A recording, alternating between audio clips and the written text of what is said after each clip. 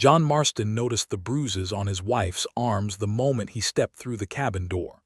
3 days of cattle driving had left him bone-tired, but exhaustion vanished when he saw Michan stirring soup with trembling hands. Her sleeves were pulled down despite the summer heat. Clementine ran to him, but something in her movement felt wrong. Careful. When she turned her face up to greet him, powder couldn't hide the purple shadow around her left eye. "Daddy," she whispered. Her voice carried weight no 12-year-old should know. John's weathered hands found Michan's wrist. She pulled away, but not fast enough. He lifted her sleeve with the gentleness he used for newborn calves. Finger-shaped bruises dotted her forearm like dark flowers. The cabin walls seemed to close in. John's jaw worked silently, muscles clenching and releasing. His mind flashed to other hands, other violence. The Van der Linde gang. Blood on his knuckles, the crack of bone under his fists. "Who?" The word came out rougher than he intended. Michan turned back to the stove. Her shoulders carried the weight of secrets. "It don't matter, John. This is just how things are." But John knew better. Nothing was just how things were. Everything had a cause. Every bruise had a maker. He knelt beside Clementine, studying her face. The bruise was fresh, maybe 2 days old. Right when he'd been 50 miles away, driving cattle through the high country. "Tell me," he said softly. Clementine's eyes darted to her mother. Some silent communication passed between them. The language of women who'd learned to protect each other through silence. "Sheriff Kane came by," Michan said finally. "Said we needed to learn our place in this town." John's hands formed fists without his permission. "Kane. The badge didn't make the man less of a snake. He hurt you both, not just him." Michan's voice carried years of accumulated pain. "Micah Bell at the store, his friends, they got ideas about what I am, what I'm for." The words hit John like physical blows. He'd known the town held poison, but he'd thought his presence protected them. Thought his reputation, his willingness to fight, created a barrier around his family. He'd been wrong. How long? Months, Michan admitted. Started small, words, shoves, got worse when they figured out you were gone regular for the cattle work. John stood, pacing to the window. Outside, the prairie stretched endlessly, indifferent to human suffering. Wind bent the grass in waves, like the ocean he'd never seen. His gun belt hung on a peg by the door. The Colt felt familiar in his hand, comfortable as an old friend. He'd killed men before, 7 if he counted right. All of them had needed killing, or so he'd told himself. Kane would make 8. "Don't." Michan's voice stopped him. "I see that look. I know what you're thinking. They hurt my family, and if you kill them, they'll hang all of us." Her words carried the weight of certainty. "You think they need much excuse. A black woman, a half-breed child, and a killer husband." John holstered the gun, but his hands shook, not from fear, from the effort of holding back 20 years of violence. "Then what?" he asked. "I let them keep hurting you." Clementine moved between them, small hands touching both her parents. "Maybe there's another way." The child's words hung in the air. John looked at his daughter, seeing strength in her young face that humbled him. She'd taken a beating and still believed in solutions beyond violence. "I don't know another way," he said honestly. "Then we learn one," Michan said. "Together." John walked to the window again. The sun was setting, painting the sky the color of old blood. In town, lights flickered on in windows. Families gathering for supper. Children safe in their homes. His family deserved the same safety, the same peace. But the gun on his hip whispered promises of quick solutions, final solutions.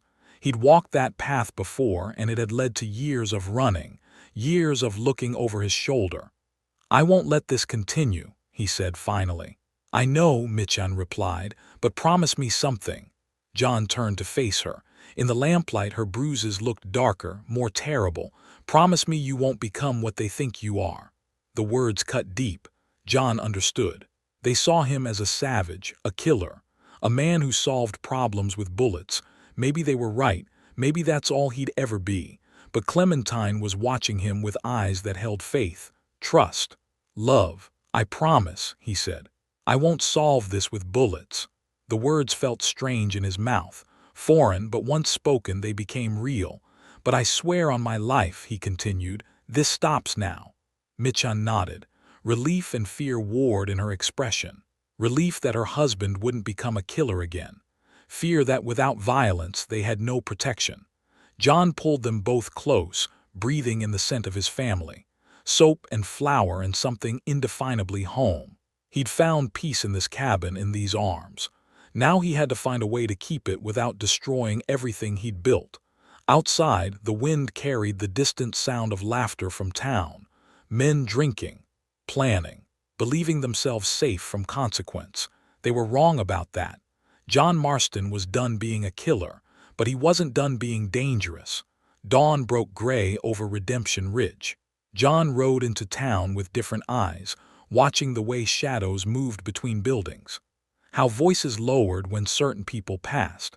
How some folks walked with their heads down, others with chins raised. The Chinese railroad workers kept to the east side of Main Street. Mexican families clustered near the old mission. Native traders set up their goods at the town's edge, like they were ready to run. John had never noticed the invisible lines before. Now they cut through his vision sharp as barbed wire. At the general store, Micah Bell stood behind the counter with arms crossed. His smile held too many teeth.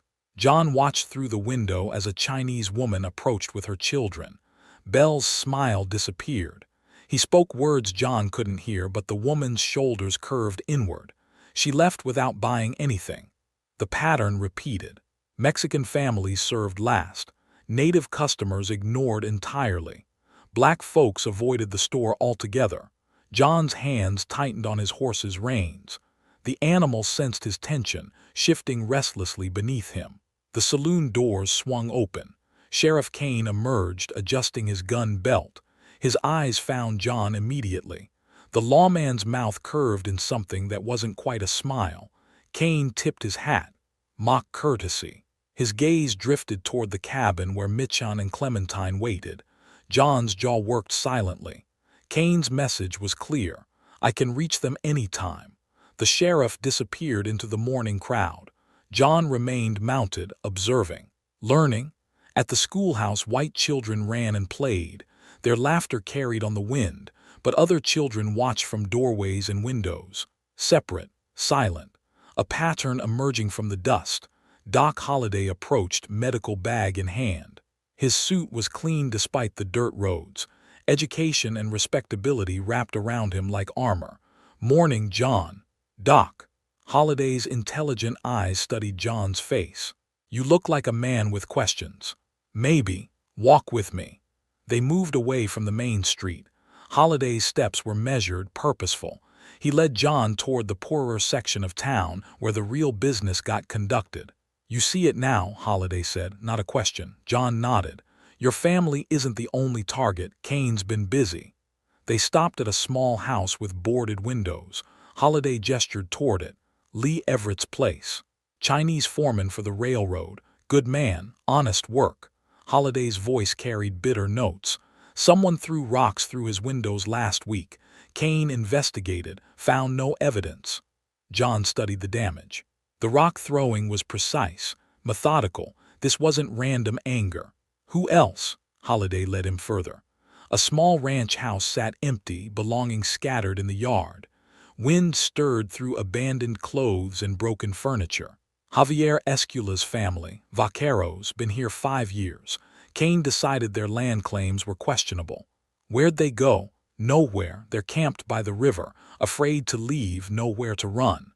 The pieces formed a picture John didn't want to see. Systematic, organized, profitable. Someone's buying up the land, John said. Holliday's silence confirmed it. They walked toward the trading post. Charles Smith stood among his goods, but his usual customers were absent. The native man's weathered face showed no emotion, but his eyes held wariness. Charles, Holliday called. The trader nodded acknowledgement. His hands never stopped moving, arranging and rearranging items nobody would buy. Tell him about the visits, Holliday prompted. Charles's gaze measured John, deciding whether to trust. Kane comes by regular. Says folks complain about Indian traders taking business from honest merchants. Charles's voice carried the weight of repeated insults. "Suggests I might be happier somewhere else. You leaving? This is my home too." The words hung between them, simple truth in a complicated world. Holiday led John back toward town. They passed the church, where Reverend Swanson preached to mostly empty pews. The man of God's eyes held the hollow look of someone who'd compromised his principles too many times. "There's more," Holiday said quietly. They reached the saloon. Through the batwing doors, John heard familiar voices, laughter, the clink of glasses. Dutch van der Linde held court at the corner table, cattle baron, land speculator, John's former gang leader, the man who'd taught him to kill. Dutch's voice carried across the room. He spoke of progress, development, cleaning up the territory for decent folks. John's blood turned to ice water. The pieces clicked together with mechanical precision. "He's behind it all," John said. "Kane's just the tool. Dutch provides the money and the plan." Holiday's medical training made him precise with diagnoses. Terrorize the undesirables, drive them out, buy their land cheap, sell it dear to incoming settlers. "Why tell me this?" Holiday studied John's face. "Because you're the only one who might be able to stop it. I'm just one man. With a reputation. People remember the Van der Linde gang. They remember what you were capable of." John's past rose up like grave dirt, all those years trying to bury it, all those nights lying awake, remembering faces of men he'd killed. "That's not who I am anymore." "Maybe not. But Dutch doesn't know that. Neither does Kane. Your reputation still carries weight." The wind picked up, stirring dust devils in the street. John watched the small whirlwind spin and dissipate. Temporary disturbances in an otherwise settled landscape. "What do you want me to do?" "Whatever you're going to do, do it soon. Dutch is moving fast. By winter, there won't be anyone left to save." Holiday walked away, leaving John alone with his thoughts. The sun climbed higher, but the shadows seemed to deepen. The town looked different now. Not a community, but a hunting ground. John mounted his horse and rode toward home. Mitjan would be waiting. Clementine would ask about his day. He'd have to tell them the truth. The problem was bigger than Sheriff Kane, bigger than random hatred. Dutch van der Linde was reshaping the entire territory, and John was the only one who knew him well enough to understand the scope of the threat, the only one who might be able to stop him. But stopping Dutch would mean confronting everything John had tried to leave behind. The killer he'd been, the man he'd sworn never to become again. The horse's hooves beat a steady rhythm on the hard ground. Each step carried him closer to a choice he wasn't ready to make. John returned home carrying the weight of revelation. Mitjan read his face before he spoke. She set down her sewing, hands folding in her lap. "It's bigger than we thought," he said. Clementine looked up from her book. 12 years old, but her eyes held the wisdom of someone who'd learned the world's cruelty early. John told them about Dutch, about the pattern, about families driven from their homes while the law looked the other way. "So we run," Mitjan said quietly. "Where? Dutch owns half the territory. Kane's not the only sheriff on his payroll." The cabin felt smaller suddenly, walls closing in. Outside, the prairie stretched endlessly, but freedom was an illusion. Dutch's influence spread like poison through the groundwater. "Then we fight," Clementine said. John studied his daughter. "Fighting's not always about guns." "What else is there?" The question hung in the air. John had spent 20 years knowing only one solution to problems: violence, quick, final, effective, but violence had also made him a fugitive, a killer, a man who jumped at shadows and slept with one eye open. "Maybe we don't fight them," he said slowly. "Maybe we build something better." Mitjan's needle paused mid-stitch. "What do you mean?" "Dutch wants to drive out the families, make them leave. But what if they didn't have to depend on his stores, his sheriff, his rules?" The idea took shape as he spoke. Raw, uncertain, but possible. "We build our own," John continued. "Store, school, everything." "With what money?" John walked to the loose floorboard where he kept his savings. Years of cattle driving, every dollar earned through honest work. He'd planned to buy more land, build a bigger house. Now he saw a different future for the money. "I've got enough to start a store, stock it proper." Michun's eyes widened. "John, that's everything we have. What good is money if we're dead or driven out?"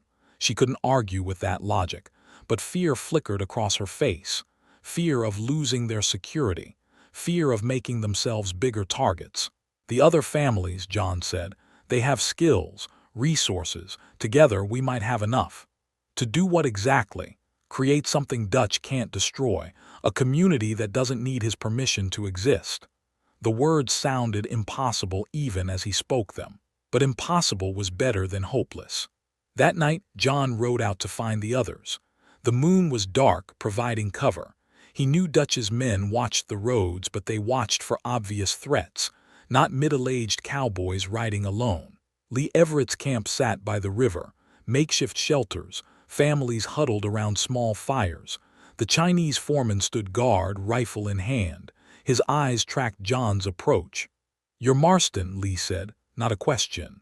"I am. Heard about your trouble with Kane." John dismounted slowly, non-threatening. "Heard about yours too." Lee's weathered face showed nothing. Railroad work had taught him to hide emotions, but his family watched from the shadows. Children with hollow eyes, a wife who clutched her possessions. "What do you want?" "To talk about Dutch, about what he's planning." Lee's grip tightened on his rifle. "You used to ride with him." "Used to," the words carried weight. Past tense, but trust wasn't built on grammar. "Why should I believe you?" "Because I'm here, alone. If I meant harm, I'd have brought help." Lee considered this. Finally, he gestured toward the fire. "Talk." John explained his plan. Build businesses that served everyone. Create an alternative to Dutch's control. Make the families valuable enough to the town that driving them out would hurt the economy. "Sounds like a dream," Lee said. "Maybe, but what's the alternative?" "Keep running, let Dutch win." Lee's wife emerged from the shadows. Maria was her name, John remembered. She'd been a teacher before Kane decided Chinese children didn't need education. "What would you need from us?" she asked. "Skills. Labor, investment if you can manage it. We have nothing left." "You have knowledge, experience. That's worth more than money." Lee and Maria exchanged glances. Wordless communication between people who'd learned to survive together. "The others," Lee said, "the Mexican families, the trader, they'd need to agree. I'm asking them next. And if they say no," John considered, "then I try alone." The honesty surprised Lee. Most men would have made promises, guarantees. John offered only truth.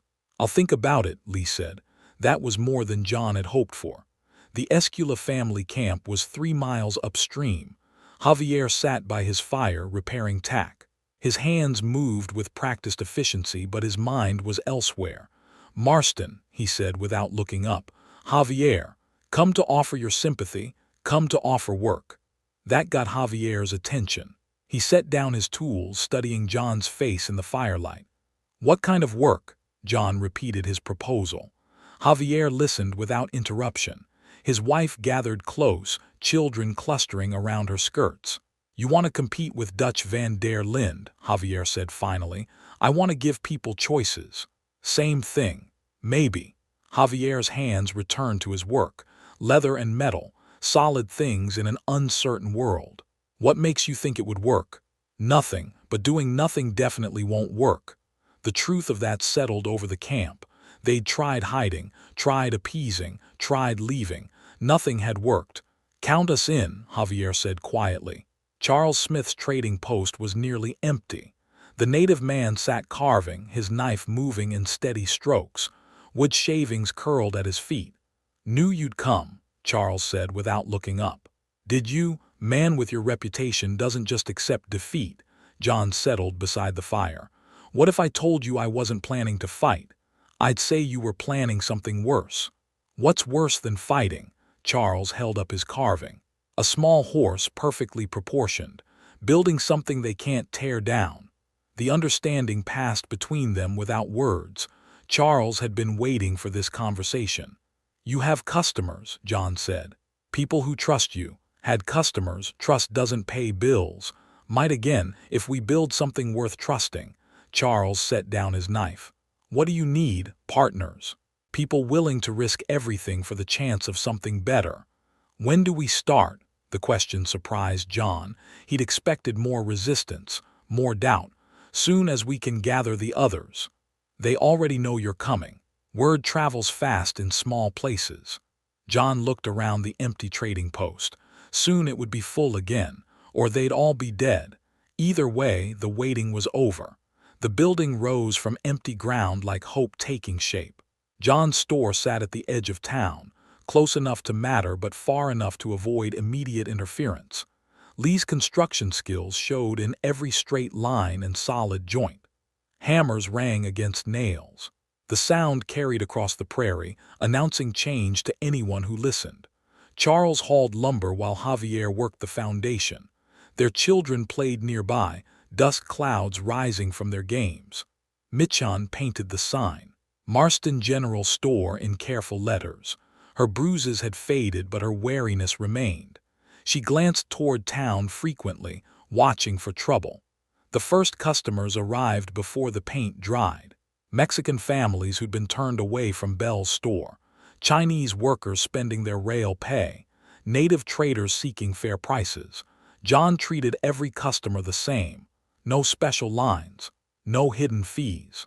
No judgment based on the color of their skin or the accent in their voice. Word spread quickly in a small town. Some came out of curiosity. Others came because they needed supplies and John's prices were fair. A few came because they were tired of Micah Bell's arrogance. By the end of the first week, John's shelves were half empty. Success and danger wrapped together. Sheriff Kane appeared on the second Monday. He browsed the aisles slowly, hands clasped behind his back. Official inspection disguised as casual shopping. "Nice place," Kane said finally. "Thank you, Sheriff. Hope you have all the proper permits." John produced the paperwork. Filed correctly, fees paid, everything legal and documented. Kane studied the documents longer than necessary. "Seems to be in order. Is there a problem?" "No problem. Just want to make sure you understand local customs." Kane's meaning was clear. Follow the unwritten rules. Know your place. Don't upset the established order. "I understand perfectly," John said. But his understanding differed from Kane's expectations. The school started in the church basement.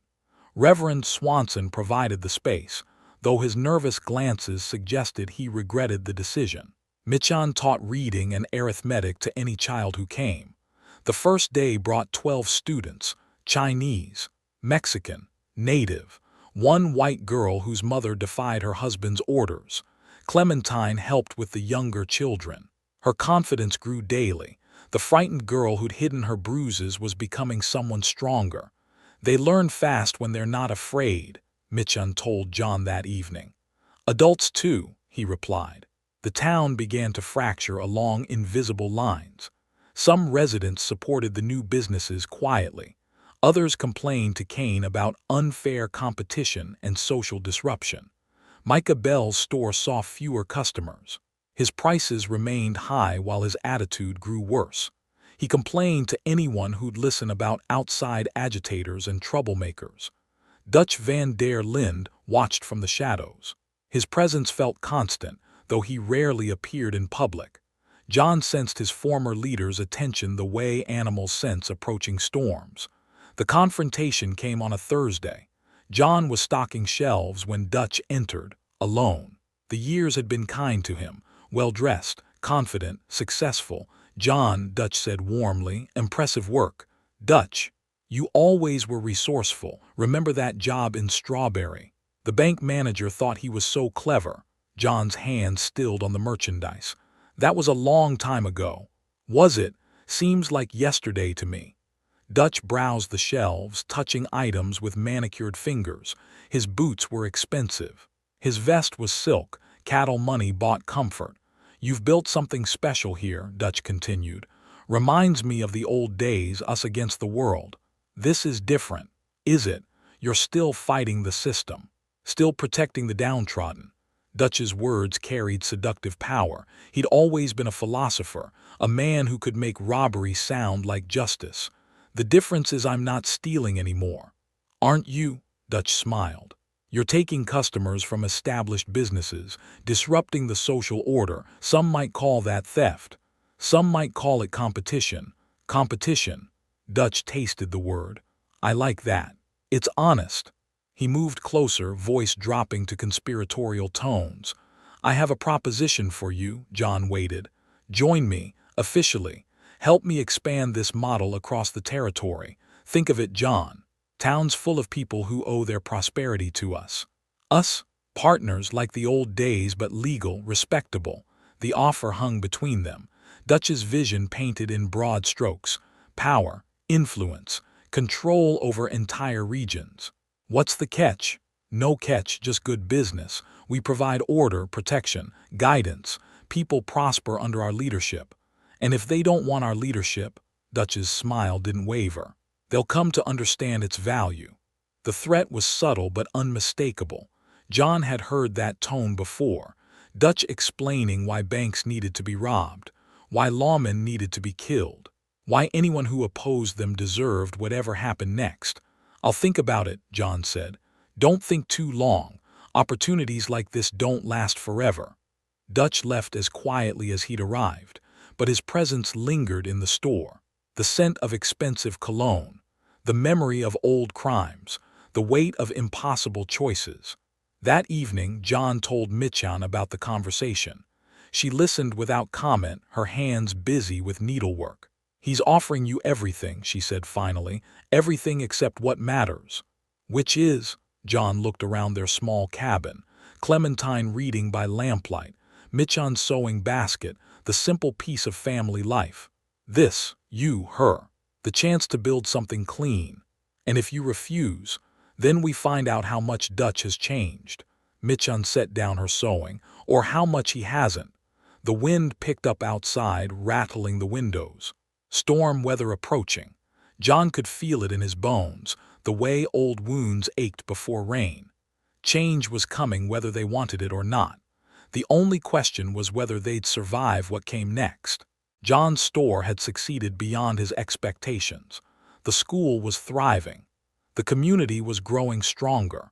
But Dutch van der Linde wasn't a man who accepted defeat gracefully. And John knew his former leader well enough to understand that patience wasn't surrender. It was preparation. The storm was coming. And when it hit, they'd learn what they were really made of.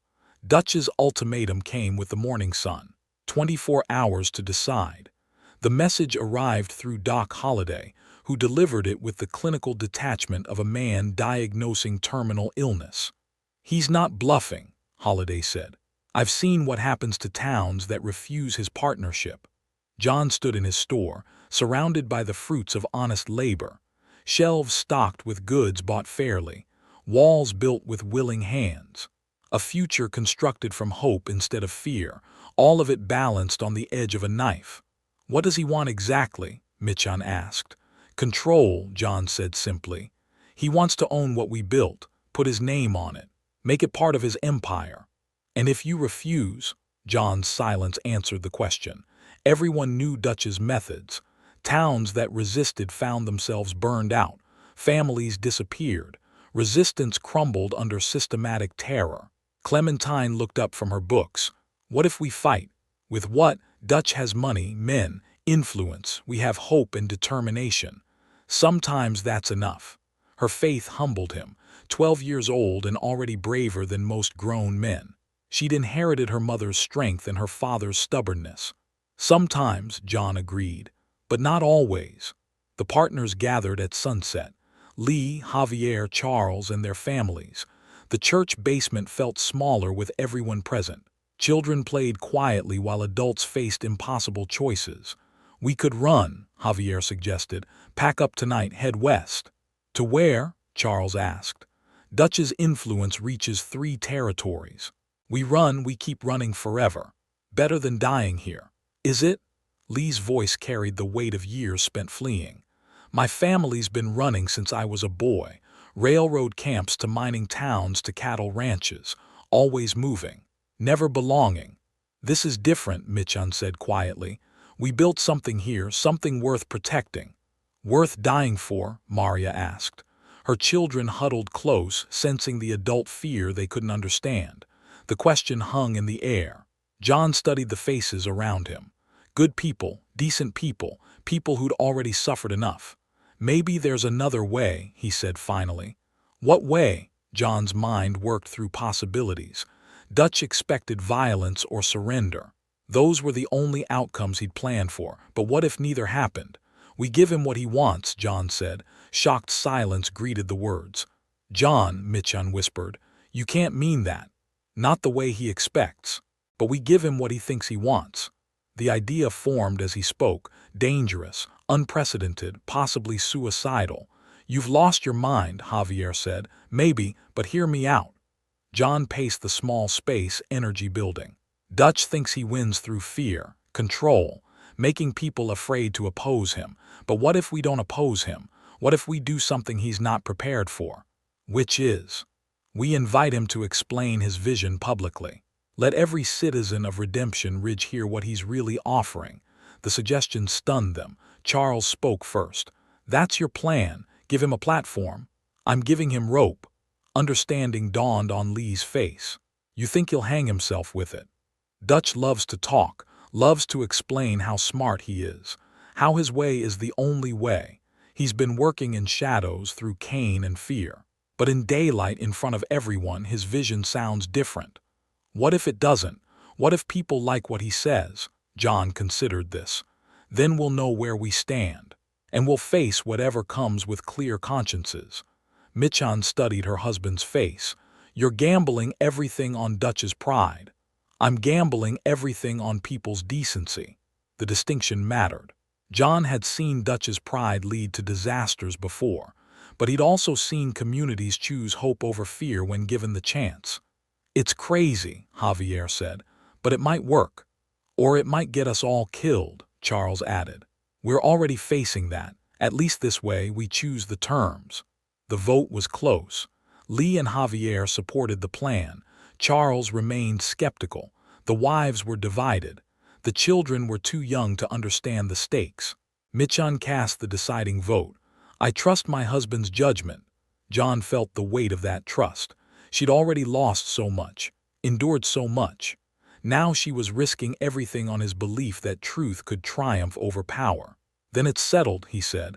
Tomorrow morning I call a town meeting. Everyone invited, including Dutch and Cain. What do you tell them? That Redemption Ridge deserves to hear all sides before choosing its future. That night John couldn't sleep. He walked the prairie under starlight, thinking through every possibility. Dutch would be suspicious. Cain would be hostile. The townspeople would be frightened. But fear was already winning, had been winning for months. This was their chance to choose something different. Michan found him before dawn, sitting on the porch. She didn't speak, just settled beside him. Her presence was comfort enough. I could be wrong, he said finally. Yes, we could lose everything. We could. You still trust me, she took his hand. Her wedding ring caught the first light of dawn. I trust you to be the man I married, the man who chooses hope over hatred. Clementine emerged from the cabin, already dressed for the day. She'd inherited her parents' early rising habits.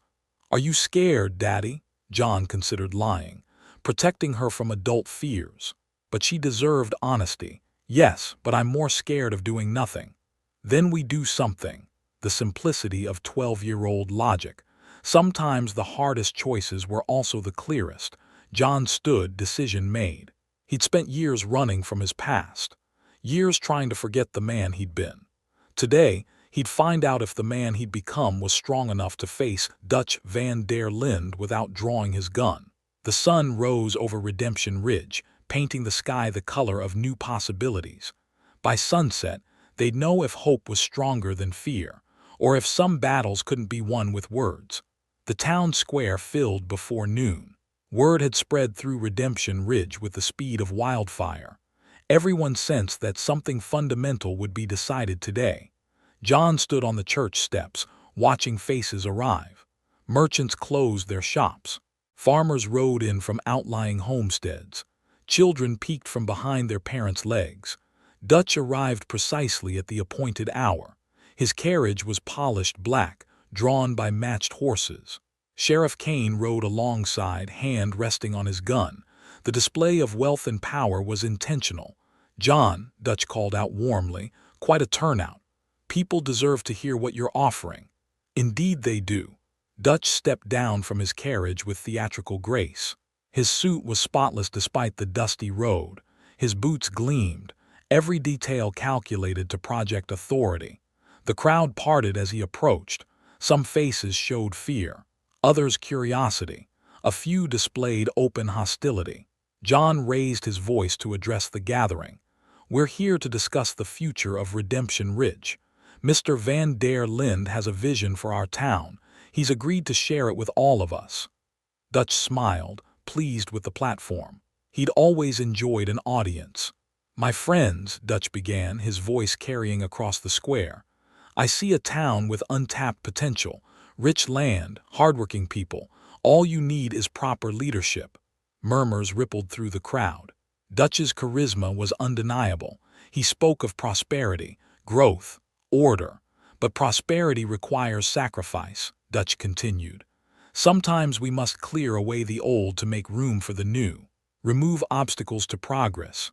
The language was careful, coded, but John saw understanding dawn on several faces. "What kind of obstacles?" called out a voice from the crowd. Dutch's smile widened. "Undesirable elements. People who don't share our vision of civilized society. Those who would drag us backward instead of forward." The euphemisms were thinning. Doc Holliday stepped forward, medical bag in hand. "Could you be more specific, Mr. Van der Linde?" "Certainly. Foreign influences, primitive cultures, mixed breeds who don't understand their proper place." The words hit the crowd like cold water. Children who'd been playing together suddenly seemed aware of their differences. Parents pulled their kids closer. Sheriff Kane nodded approvingly. "Mr. Van der Linde wants to create a town decent folks can be proud of." "And how exactly would this cleansing happen?" asked Reverend Swanson. Kane's hand moved to his gun. "Whatever methods prove necessary." The threat was explicit now. No more coded language, no more subtle pressure. Dutch's vision required force to implement. John watched the crowd's reaction. Some faces showed approval, others displayed horror. The town was dividing before his eyes. "Questions?" Dutch asked confidently. Mitchon stepped forward. John's heart clenched. She was making herself a target. "I have a question," she said quietly. "What happens to families who have lived here for years? People who have built homes and businesses?" "They'll be relocated to more suitable communities," Dutch replied smoothly. "And if they refuse?" Dutch's mask slipped slightly. "Refusal isn't really an option." The crowd stirred uneasily. Maria Escula moved closer to her husband. Lee's children pressed against their parents. "Any other questions?" Dutch asked. Charles Smith raised his hand. "What about the trading agreements, the railroad contracts, the business relationships we've built?" "All will be renegotiated under new management," Kane answered. "More profitable arrangements." Profitable for whom? For the right people. The meaning was clear. Dutch's supporters would prosper, everyone else would suffer. John let the silence stretch. Let the implications sink in. Dutch had laid out his vision with remarkable clarity. Now the town had to choose. "Well," Dutch said finally, "I think we've covered the essential points. Sheriff Kane will be collecting signatures from those who support our vision." Kane stepped forward, papers in hand. "Time to choose sides, folks." But something unexpected happened. Instead of rushing to sign, the crowd hesitated. Faces turned toward each other. Neighbors looked at neighbors. Mrs. Patterson, the baker, spoke first. "I don't want to live in a town built on fear." "Fear brings order," Kane replied. "So does decency," said Tom Wheeler, the blacksmith. "And decency doesn't require driving out good people." More voices joined in. "Not all of them, but enough to matter."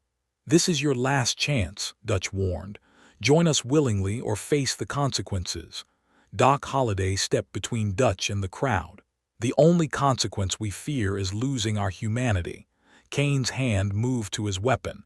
"You're interfering with official business." "What's official about terrorizing families?" Other men stepped forward. Farmers, merchants. working men who'd found their courage. Cain realized his isolation. His authority depended on fear, and fear was evaporating in the face of community solidarity. "This isn't over," he snarled. "Yes," John said quietly. "It is." Cain looked to Dutch for support, but Dutch was studying the crowd with calculating eyes, a businessman recognizing a bad investment. "You've grown into something I didn't expect," Dutch told John. "Maybe there's room for different approaches in this territory." He climbed back into his carriage without another word. Cain followed, his authority broken. The crowd watched them disappear down the dusty road. Then slowly people began to disperse. But something had changed. The invisible lines that had divided the town were fading. Children ran back to their games. Parents discussed the school. Merchants talked about fair prices and honest dealing. John found himself surrounded by his partners. Lee, Javier, Charles, their families, the people who'd risked everything for the chance of something better. "You did it," Javier said. "You actually did it." "We did it," John corrected. "All of us." 6 months later, Redemption Ridge had become something unprecedented on the frontier. A town where success was measured not by who was excluded, but by who was included. John's store thrived. Michan's school had waiting lists. The church held services in 3 languages. The railroad brought visitors who marveled at the unusual harmony. John stood on his porch, watching Clementine teach Spanish to a group of children. Her bruises had healed completely, replaced by the glow of confidence. Michan joined him, her hand finding his. "No regrets." "None," word had spread across the territory. Other towns were asking questions, requesting visits, wondering if what happened in Redemption Ridge could happen elsewhere. "Think it will last?" Michan asked. John considered the question. Dutch was still out there. Cain had found work in other territories. Hatred didn't die easily. "Maybe not forever," he said finally, "but long enough to show it's possible." The sun set over the prairie, painting the sky in shades of hope. Tomorrow would bring new challenges. But tonight, families of every background gathered around their tables in peace. John had shocked the West not with violence, but with the radical idea that communities could choose love over fear. That strength could mean building up instead of tearing down. The most powerful weapon wasn't a gun. It was the simple act of treating everyone with dignity. And that was a revolution worth fighting for. And that is all to the story for now. Please let me know where you are tuning in from. Perhaps we will create a story there. Consider liking this video and subscribing to our channel. And if you enjoy our content, click this video on your screen. I promise you it's worth watching. See you tomorrow.